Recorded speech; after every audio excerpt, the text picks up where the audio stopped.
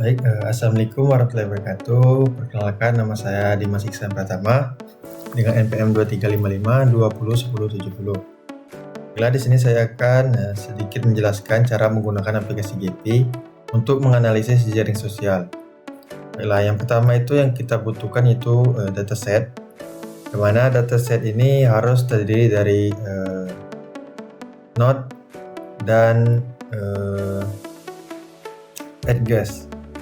Baiklah, kalau dataset telah kita siapkan, maka selanjutnya itu kita masuk ke aplikasi Gephi, klik New Project,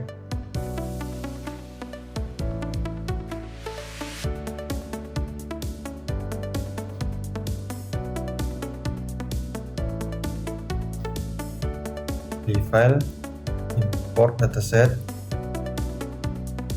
Pilih dataset yang telah kita siapkan, klik Open.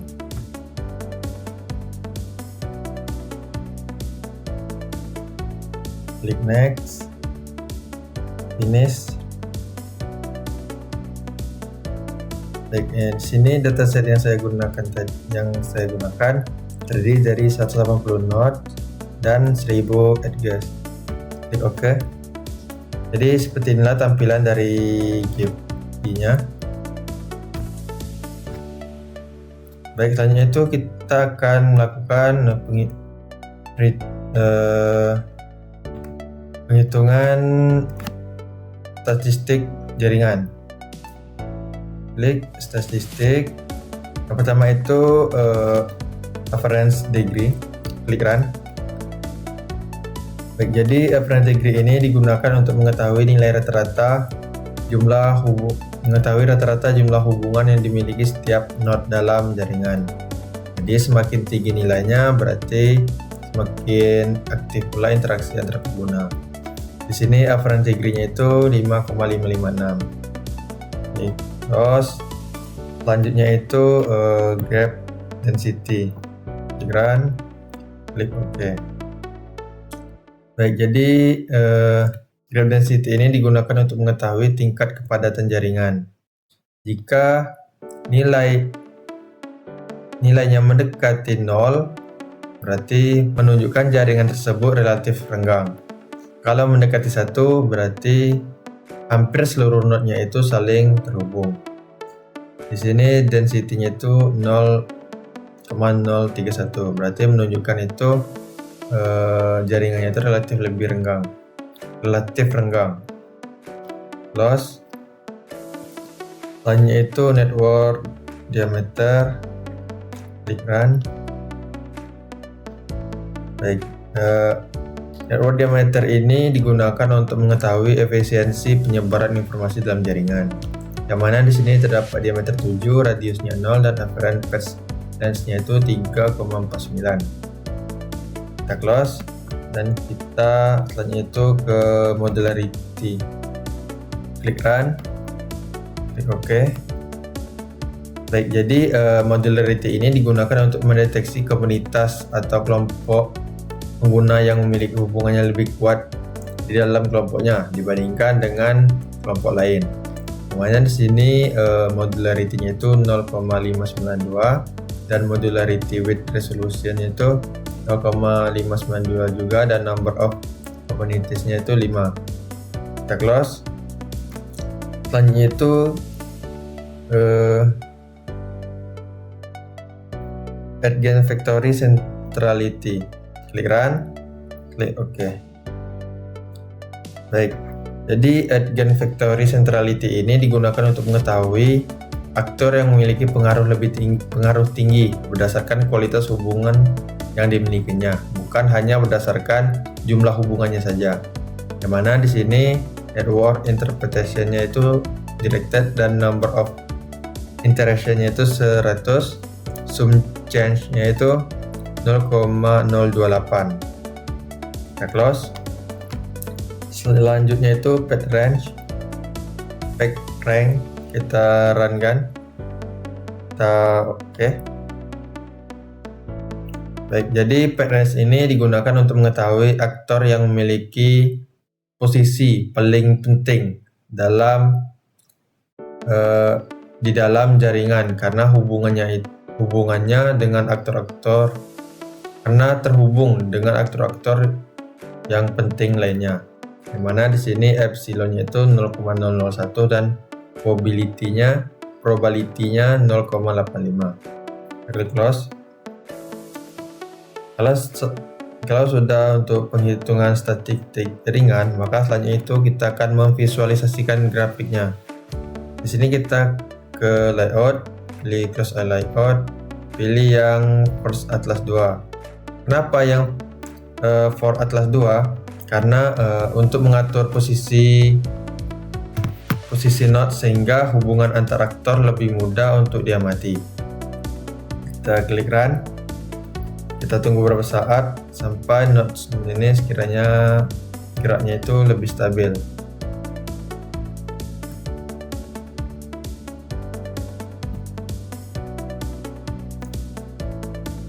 Kalau sekiranya sudah stabil, kita klik stop. Maka selanjutnya itu kita akan mewarnai dengan cara ke appearance, ke nodes, pilih partition, ke class and attribute, pilih yang modularity class, langsung kita apply. Maka di sini node-nya sudah berwarna.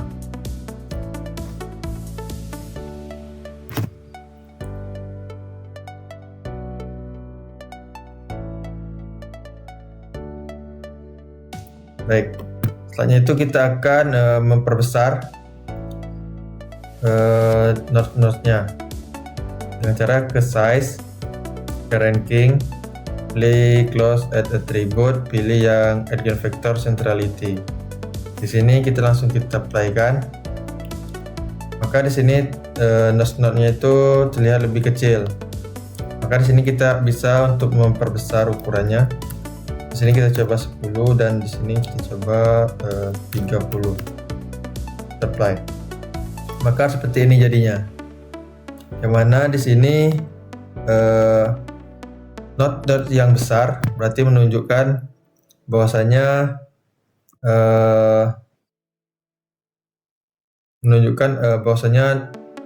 nodes ini merupakan aktor yang memiliki pengaruh lebih tinggi dibandingkan nodes lainnya. Baik, selanjutnya itu kita akan melakukan analisis struktur jaringannya. Dengan cara kita ke data laboratory.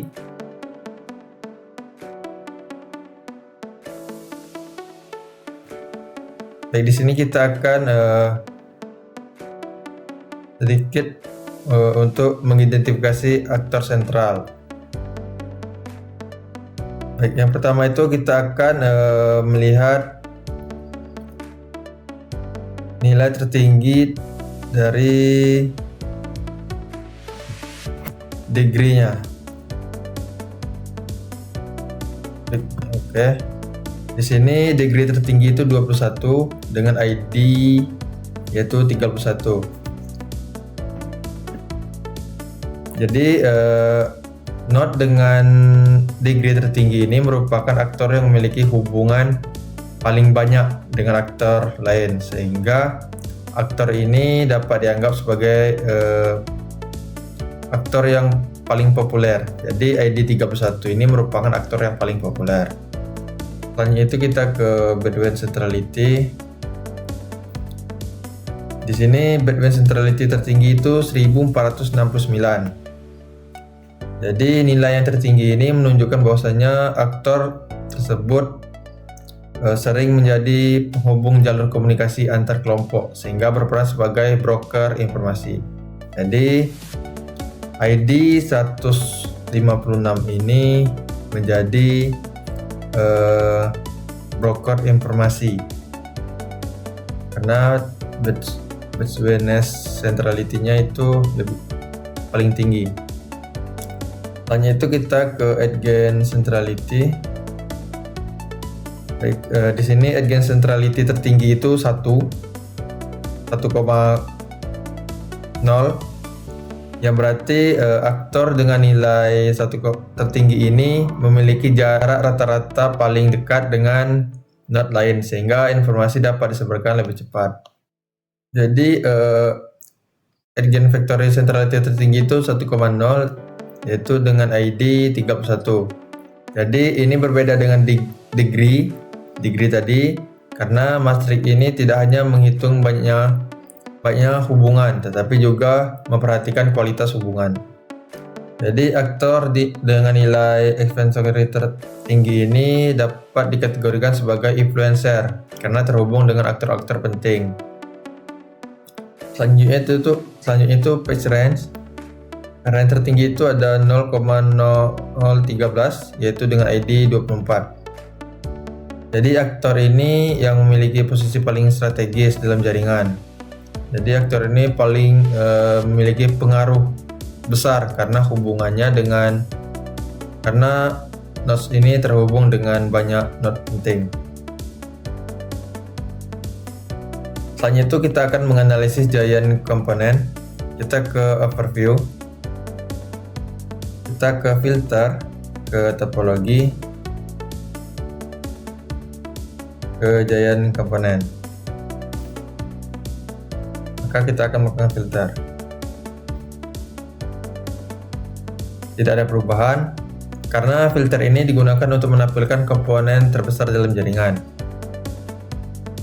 Ini mengakibatkan tidak ada perubahan karena ini sudah merupakan komponen terbesar dalam jaringan. Jadi ini karena sudah terhubung semua, maka ini merupakan komponen terbesarnya. Selanjutnya itu kita akan menganalisis degree range-nya. Kita ke topologi, degree range. Degree range-nya kita setting menjadi 10.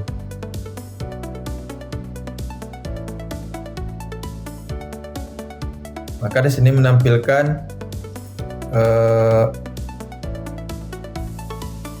nodes yang memiliki jumlah hubungan tinggi yang akan ditampilkan. Jadi node ini merupakan yang memiliki hubungan yang tinggi.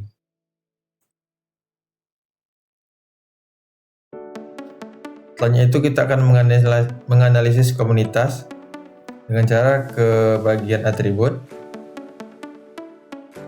Pilih yang partition. Ini yang modularity class.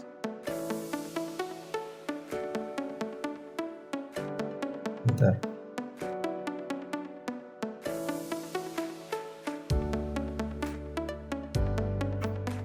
Baik, di sini tidak ada.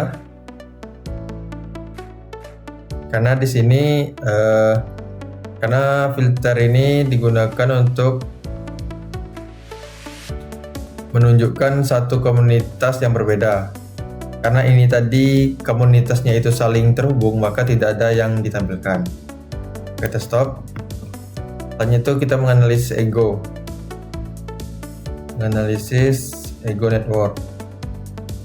Kita pilih nodes pada dataset tadi. Kita ke yang ID 31. Maka node ID 31 kita masukkan. 31. Oke. Kita filter. Maka di sini akan menampilkan hubungan langsung antara nodes utama dengan nodes yang berbeda sekitarnya.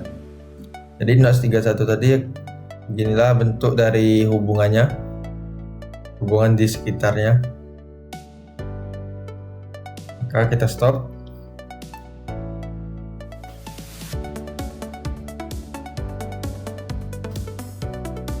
Baik.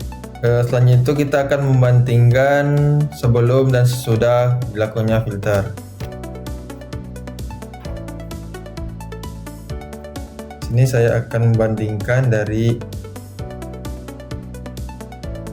gambar sebelumnya. Baik, ini merupakan gambar sebelumnya sebelum kita melakukan pewarnaan dan analisis, yang mana gambar